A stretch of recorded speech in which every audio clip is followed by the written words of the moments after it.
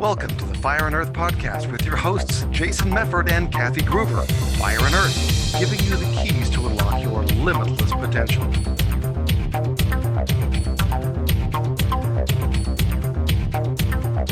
Hey everybody, welcome back to another episode of the Fire and Earth podcast. I'm excited for this one, and I'm your co-host, Kathy Gruver.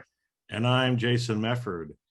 And all the way from Germany, Deutschland, we have Heike Adam, right? So again, I'm a little rusty on my German, but herzlichen willkommen zur Feuer und Erd podcast. Yes. Did I do that right? Yes, very good. Perfect. Thank you. I'm so excited to be here. We're so excited to have you.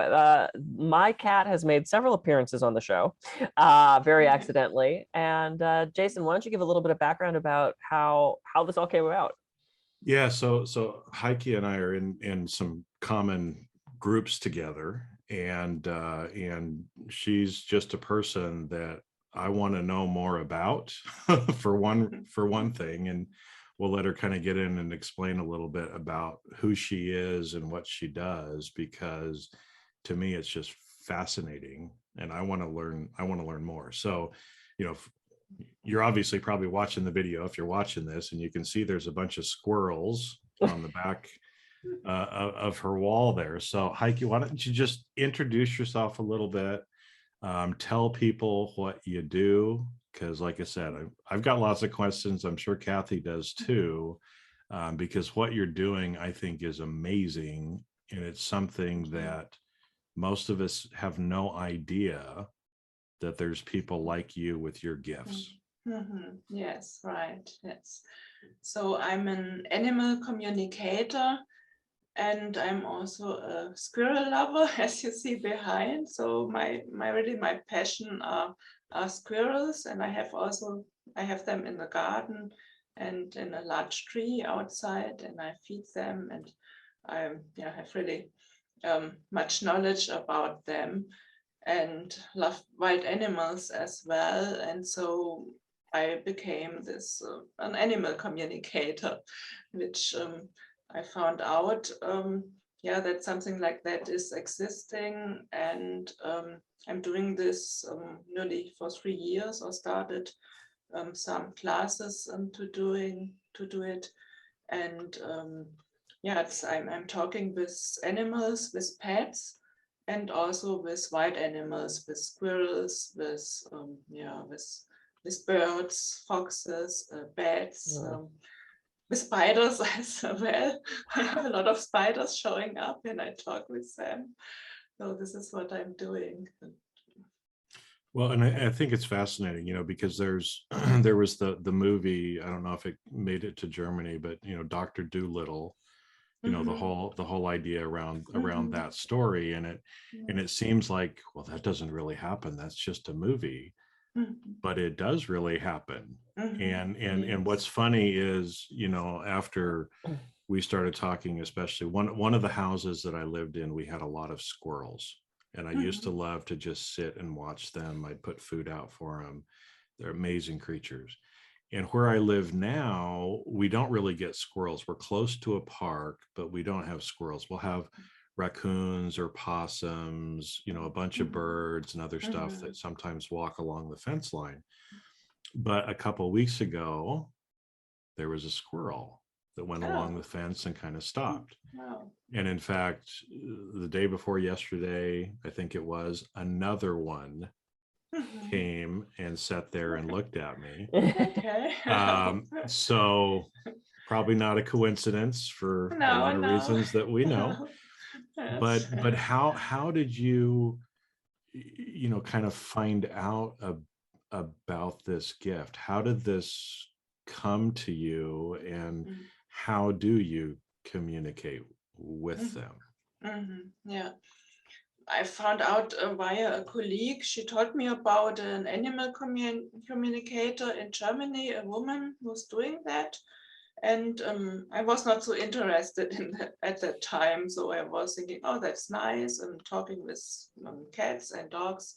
But I was following her then on Facebook.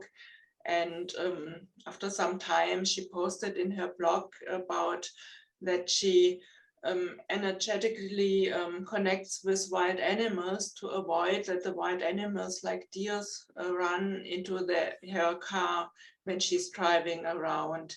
And then I started to be interested because I love, as I said, the wild animals and the squirrels. And then I was thinking, wow, I could talk with squirrels as well with this animal communication.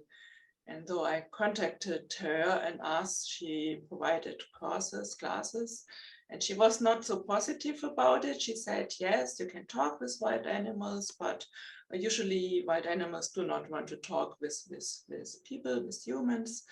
But I didn't let this stop me, because I was thinking she doesn't know me and my passion for squirrels. And I enrolled in her basic course. And then she was also excited that I'm so gifted with animals and also with wild animals. And then I took another class from her. So she's providing also a 1-year program, education program to become a professional animal communicator. And I was taking this as well, and just practicing and training and doing a lot with pets for sure as well, and also with wild animals, with squirrels. And yeah, and I found out while I was doing that I'm an animal empath. So I loved animals since childhood, and I had a coach who told me, you are an animal empath, and I didn't see it by myself. I was blown away, and all other people told me, yes, for sure, we have seen that, but I didn't recognize this. And then I just practiced, and this developed the skill over and over, and I was getting better. And it didn't happen over time, though. I needed to work on it, to practice it, and I need to trust me, though it was also something I didn't trust me in the beginning. I just needed to practice, to train, and and how it's working is that it's really working over a distance. So it's called via telepathy, which is also called a feeling over a distance. Like I also call it intuitive communication. It's from the intuition and from the heart, like a heart-to-heart communication. Yeah. Oh, this is so great. I love what you just said about, so you clearly had an intuitive gift. You had that, you had it. And you also had to train and practice. And I think that's such a great reminder. There's so many people out there that you think you just get boing and you magically have this thing. You still have to work at it. You still have to train. You still have to practice. You still have to study. And I think that's a great reminder. And just like you, I have a really great intuitive connection with animals. Alistair and I have massive communications just in our head. If I'm thinking to have him come upstairs, he comes upstairs. It blows my boyfriend's mind every time. So people who would come to you, maybe they say hey, we have a pet that we need to talk with. What is the main purpose people would seek you out? Is it for health reasons? Is it just to get to know their pet better? What would be the main purpose people find you for? No, usually it's more a behavioral issue and problem they have. Sometimes also with health issues, but often it's a behavioral issue, that the dog is barking a lot, or does not like foreign people, or does not like the groomer, or also had a horse who didn't like the groomer and you could not ride on the horse. It's more like these behavioral problems when people come to me for that. Well, and so I wanted to, again, I want to learn, is you see things like the movie Dr. Dolittle, right? And all of a sudden, the mouth of the horse is starting to talk, kind of thing, like Mr. Ed. Well, that's not how it comes through, right? It's not like you're hearing with your ears. but we're connected and communicating kind of through spirit, through consciousness, whatever word that you want to kind of use, right? And again, we all have that sometimes, even with humans that we're communicating with, right? They're not using words, but we feel it, we kind of know what's going on. It sounds like that's kind of how you're communicating, right? Is that way? Yes, it's that way. It's like an inner knowing. I hear in my somehow in my heart or inside, I just hear like words or feelings. I just know what the animal is saying to me, and I translate it back into our language. Then I write it down, but it's just like an inner knowing feeling, and which I get. It's not something which is speaking out loud or something like that. It's in the mind and in the heart, working like that. Mm-hmm. Well, go ahead, Jason. I was going to say, so I would guess too, because again, it's I've been trying to speak to the animals more myself, right? Because I've got little hummingbirds and stuff that come in, and it's not necessarily to carry on a conversation with them, but especially because animal medicine, right, in general is kind of, what are you trying to give me? What is the message I'm supposed to receive? I've got hummingbirds that come a lot. In fact, for about the last week, I'm pretty sure it's the same exact hummingbird, because it's the same markings, but he will come and sit on my birds of paradise, and he'll just sit there. And normally you don't see hummingbirds sit, but he'll just sit there and he'll kind of look at me, and he'll fly up, come back down, and land in the same place. And he'll fly up and he'll come down and he'll land in the same place. And another hummingbird will come over to the feeder, and sometimes he'll push them away. Right. And at first I was thinking, well, is that because you're territorial? And it's like, come on, dude, there's plenty of syrup. Let the other ones have a drink too, right? But just the last week or so, I've wondered, maybe that's not what he's doing. Maybe he is here communicating with me some way, protecting me, doing something for me that I don't consciously realize, and that's maybe why he's doing it instead. Because why else would this bird just hang out with me when I go out on my back porch, right? There's a reason. I'm sure it's the same way, like, because I've seen pictures of you out in the forest with squirrels, and I'm sure that they just kind of hang out with you for a while, right? And there's a reason behind that. Yes, right. There's always a reason behind that. Yes. For me, it's also that they are my spirit animals, my guides. The spirits always show up when I'm traveling to some other places. The spirits show up, or when I'm sick, they show up and help me and heal me. So they're always showing up and helping me. That's so great. I think we so often overlook the intuitive nature of animals. And same thing with Alistair. He showed up for the first time when I was sick. He just showed up at my door, and a friend of mine stopped by to bring me soup and said, "Is this your cat?" And I went, "No." And he walked in the door and sat with me while I was sick. And then every time I would throw a tarot card, every time I would start to meditate or do some sort of like moon ritual or something, he would show up. And it's like, clearly we had this very strong connection. Even though he was the neighborhood wanderer cat, he picked us. He's with us now 99% of the time. For people who are listening and going, "This is silly, this can't work, this is stupid," I have a story.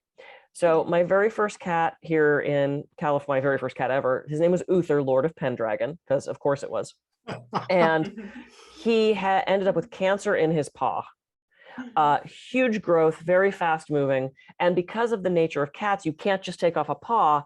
We had to take off the entire leg. And by this point, he was like 16 or 17 years old. I was so torn. I didn't know what to do. And a client of mine said, "Well, I know this animal psychic. She talks to your cat from a distance. And I'm a believer in this stuff. And even I went, really? Okay. So I told her where the cat was located. She calls me back about an hour later and says, okay, I spoke with Uther, which you got to admit sounds a little crazy, right? I spoke with Uther. And I said, okay, what did he say? And the first thing she did was tell me about Uther, tell me about some of his behavior, some of his habits, some of his interactions with me that she could not have known unless she spoke to the cat. I mean, like, I'm being really serious. The way he lays, the way he puts his hand on my journal, the way he's, I mean, like things that unless you're watching me, you wouldn't know. And then she said, you know, he said he's totally up for the surgery. He has a lot of life in him. If you have the money to do it, he would like to stay with you. He's not ready to go. Oh, tear just broke my heart. And we went ahead with the surgery. He recovered so quickly. We got another 2 or 3 years with him. It was the most amazing thing. And I gotta say, even if it was complete BS, it gave us such a sense of peace and comfort. And everything she said actually ended up being true. So for people who don't believe this is possible, believe, I mean, expand your belief system and start to embrace those things that are the unknown. So that was just, I wanted to just sort of validate what we're talking about here by sharing that. And I'm sure you've had experiences like that as well. If there's any like things like that that you want to share of some experiences you've had with animals, I would love to hear those. Yes.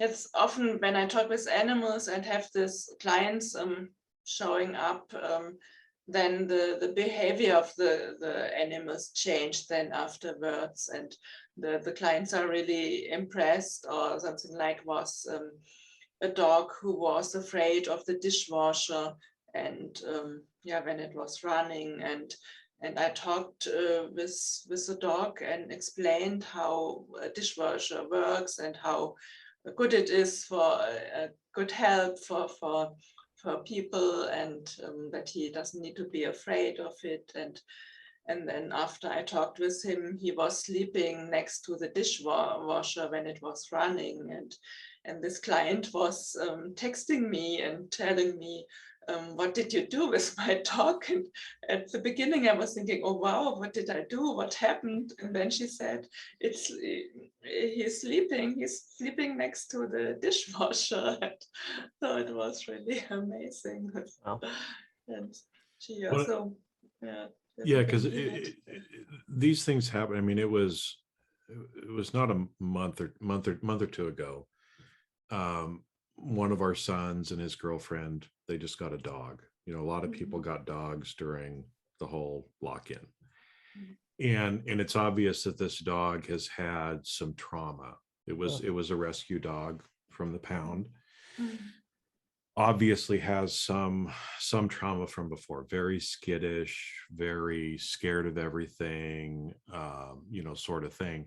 And I remember saying to myself, we need a good doggy hypnotist or something, right, to knock this out. But that's kind of effectively what you're doing, is being able to communicate with the animals in a way that their owners maybe haven't learned how to do it. Because the one thing that I got from you, I was coming into this expecting, oh, you just have to have this gift. You either have it or you don't. But it's something that you can learn as well too, right? But you're just helping the owners, helping the pets, helping the wild animals, because you can do that. And like that, you can let them know, look, the dishwasher, there's nothing to be afraid of. This is what it does. Oh, okay. All right. Well, I don't have to worry about that, right? I mean, it seems like, again, that's kind of what you're doing, and being able to take the place of what the owner probably wants to communicate to them, but doesn't have that energetic connection to be able to communicate soul to soul, right? Right, yes. And I always say that everybody can learn it, that we have this, everybody has this gift and this ability, just we forgot about it when we are growing up, and but everybody has this gift and has this ability, just need to be retrained and relearned. But everybody can really learn it. So it's not that just some people can learn it. So it's really good to know. Yeah, that's so great. Is this something, this might sound like a silly question, is this something that you can turn on and off? Or are you always on? Like, are you just out sometimes and all of a sudden the dog is talking to you and you're like, where'd that come from? I mean, does that just come into you at all times? No, usually not. I really need to turn into it. It's not that it's coming or in all the times, and I really need to be in a special state, like in a more relaxed state, that it's really coming to me. And it's often also easier when I do it at home. I do it with a photo usually, which is easier because I can prepare myself. I dance before, I relax, and then I talk with the animal, which is easier than being outside. Also, when I'm outside with wild animals, it doesn't work all the time. Sometimes I get something back, but not all the time. So it's easier to do it really with a photo. Yeah, in a more structured environment. Yeah. Oh, that's fascinating. Cool. Yes. Well, but again, you have to prepare yourself, right? Because again, it's as we said, we're not hearing it through our ears. And so getting into that relaxed state, doing some of the dance, whatever you're going from 3D ego into the more intuitive part of you, because it's the intuitive part of us that is able to communicate with the other things. Right. With the heart. So I need to move from the brain into the heart, and then I prepare. Yes, like dancing moves me into this, into the heart, and also relaxation, like breathing, and then it's there are different brain waves. It's the alpha brain wave and also frequency I'm then in, which is more this relaxation state, and the animals are also in this frequency, usually in this alpha frequency. And I also often say it's like a radio frequency. You turn your radio into a specific frequency, and this is what I do with the animals as well. And I need to prepare for it. Yes. Yeah, so it's interesting that you say that, right? Because I mean, I'm familiar with brain waves, and what's interesting is, at least what I've been taught, is that nature in general, the frequency is 7.83 hertz, right? Of nature, of the earth, right? That's the alpha theta state, right? So like you said, you're doing things to effectively slow down your brain waves to where you're in that state. And when you tune to that same hertz level that nature is around you, now we connect with the nature, right? And that's why some of these things that you talk about, meditation, the dancing, some of these other things are all different tools or practices that all of us can use, right? Yes. To try to help us connect more with nature as well. Yes, right. There are some other techniques as well. It's the shamanic drumming or drums. They also vibrate on this earth frequency as well. This is also something you can use to go into this state. So some techniques you can use. Oh, that's great. Do you have just maybe one tip for someone at home that's sitting there with their dog, their cat, their pot-bellied pig, their guinea pig, their hamster? I mean, do you have just one tip that maybe someone can do just to connect more with their pet, to connect more with their animals at home? Yes, I would say just, as I said, go more into this relaxation state, and then just start practicing and talking with the animal and see what returns to you. But just go via breathing or music into this relaxation, and then talk with the animal and just be open what's coming from the animal, because often we do not trust then what is coming back, and just trust it, and just practice and practice and practice. Yeah. That's Well, wouldn't be my tip.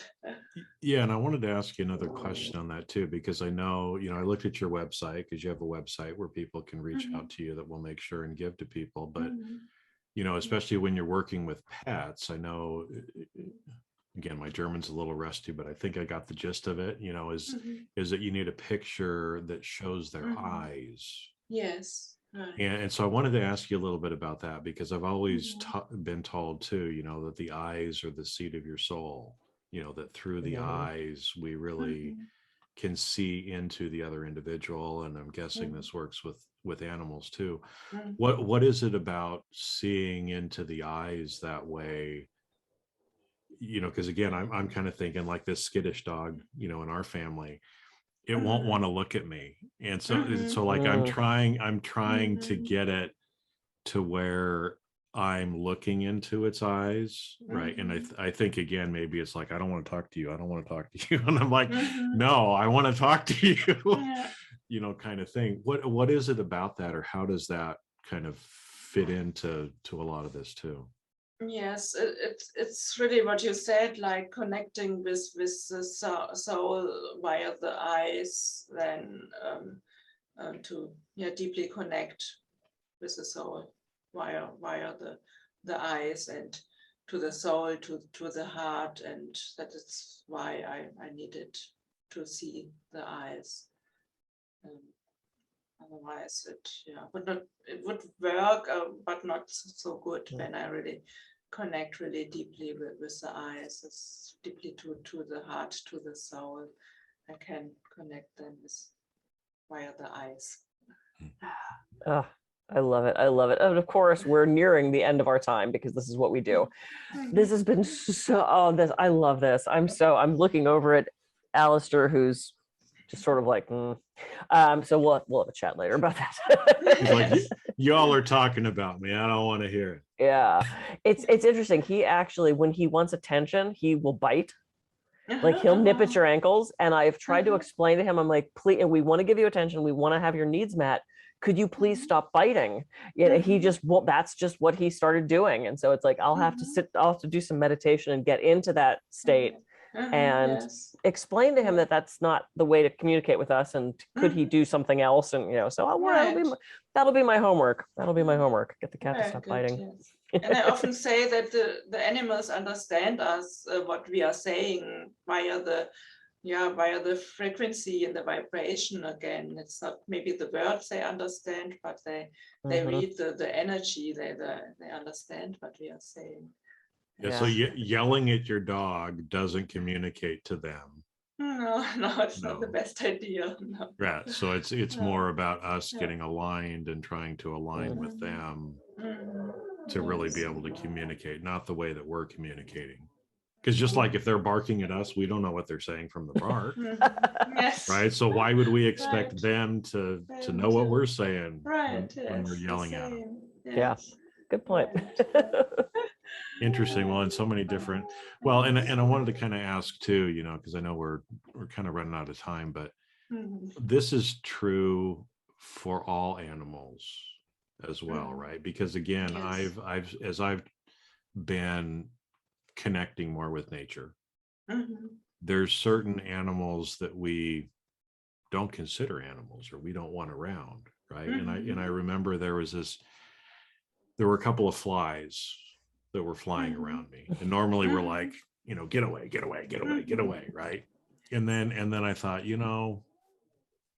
how are they any different than any other animal, right? And maybe they're here for a purpose that I don't quite understand. And so if I let them land on me and just do what they need to do,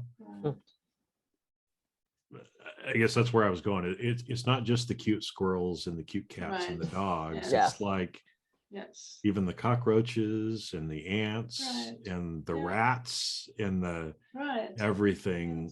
We're all connected, and there's a reason for all of this stuff, I think, right? For sure, yes. And this is also what I realized with doing animal communication, that I have this appreciation for animals, for every animal, and like the spiders and rats and flies, Mm. and I would not be able to kill them like the spiders or something like that. I talk to them and then I bring them outside and show them a nice. When I talk with them with animal communication, I show them a green grass and that they have many insects outside, and then they jump into a glass or a pot I have, and then I bring them outside. So it's working really great. That's awesome. We relocate our spiders as well. Yeah. Yeah. I said, yeah.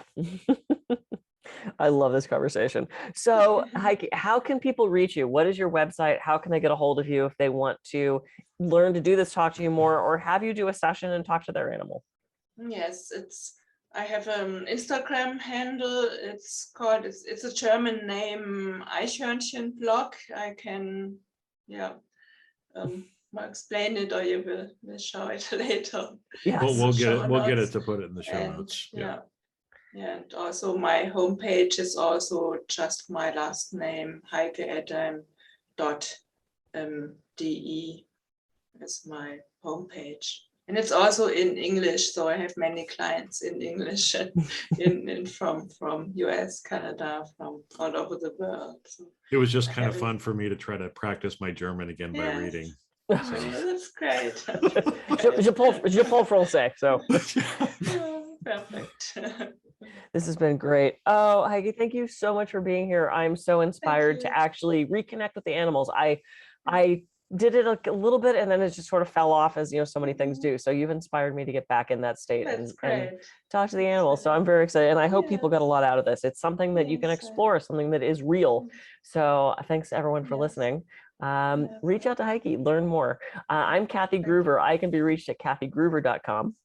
And I'm Jason Mefford. I can be reached at jasonmefford.com. So just take a pause this week. Do something a little different. Look at the nature that's around you and just try to connect more with it, because we're all connected anyway, right? And so with that, have a great rest of your week, everybody, and we'll catch you on the next episode of the Fire and Earth Podcast. See ya. See ya.